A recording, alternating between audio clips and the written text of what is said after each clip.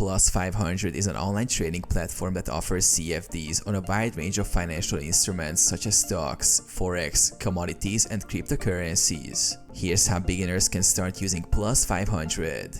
Create an account. Visit the Plus 500 website and sign up for an account by providing your personal details. You will need to verify your identity, which may require uploading documents like an ID or proof of address. Deposit funds. Once your account is verified, deposit funds using a payment method of your choice.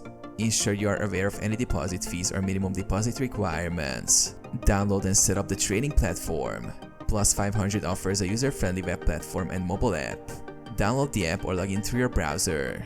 The platform features live market data, charts, and various tools to analyze your trades. Practice with a demo account. Plus 500 provides a demo account with virtual funds. This allows beginners to practice trading without risking real money. Start trading. Select the asset you want to trade, choose the amount you wish to invest, and decide whether to buy or sell. Use risk management tools like stop loss and take profit to control your exposure. Monitor and learn.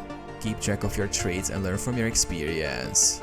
As you gain more knowledge, consider transitioning to live trading. Always trade responsibly.